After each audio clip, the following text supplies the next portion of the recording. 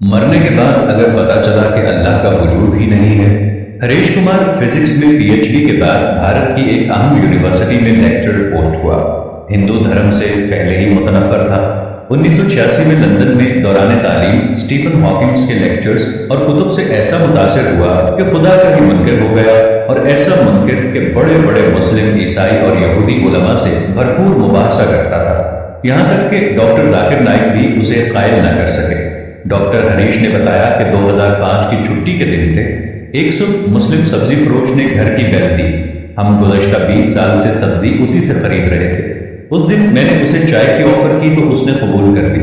حسب معمول خدا یا اللہ کے وجود پر اس سے بحث شروع کر دی۔ 30 منٹ کی گفتگو سے معلوم ہوا کہ وہ سیدھا سادہ مسلمان ہے جو 5 وقت نماز پڑھتا ہے۔ ہاں، وہ سودے میں بہت ہی صاف گو اور ایماندار تھا، مال نہایت مناسب دام میں بیچتا تھا۔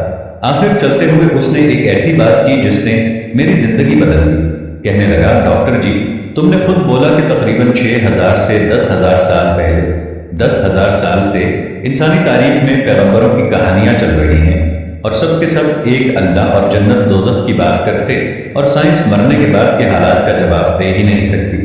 اور اب 2 ہی امکانات ہیں، اللہ کا وجود نہیں ہے یا تو پھر اللہ کا وجود ہے۔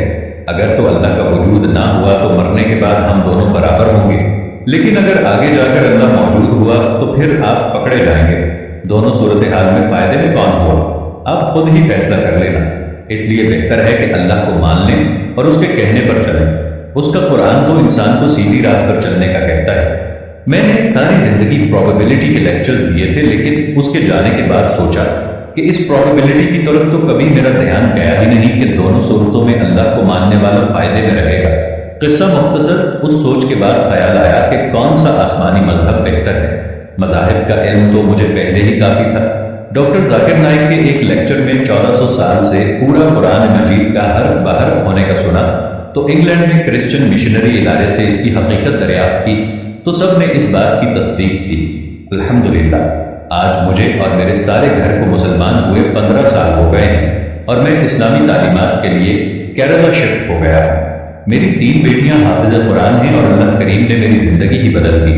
اس سبزی والے عبدالاحد سے میری دوبارہ ملاقات کبھی نہ ہو سکی، لیکن اسلام قبول کرنے کے بعد میں نے اپنا نام عبدالاحد رکھ لیا، کیونکہ وہ ایک سچا مسلمان تھا، اور سچے مسلمان کی سب سے بڑی نشانی یہ ہوتی ہے کہ وہ آپ کو کوئی ایسی بات ضرور کرے گا کہ جس میں اس پر اللہ کا توکل اتنا واضح ہوگا کہ آپ سچے مسلمان کو دیکھتے ہی اندازہ لگا لیں گے کہ ضرور اس کے پیچھے کسی بڑی غیبی شخصیت کا ہاتھ ہے۔ اللہ تعالیٰ کو جس نے اپنا مان لیا یا اللہ کی جس نے مان لی، اس کے دونوں جہان کا بیڑا پار ہو گیا۔ جیسے اس غریب عبدالاحد سبزی والے نے اپنی ایک ہی بات سے بہت بڑے پروفیسر ٹائپ کے دنیا کے بڑے سے بڑے بندے کو اس کی زندگی کی حقیقت بتا دی ہے۔ یہی اللہ کا سب سے بڑا معجزہ ہے۔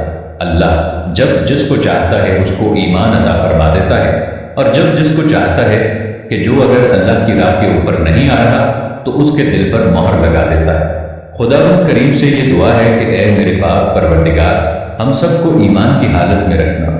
ہمارے دلوں میں اگر مہر بھی لگے ہوئے ہوں تو اللہ ہمیں معاف فرما دے اور ہمیں اپنی بزرگ و برتر ہستی کی طرف موڑ دے۔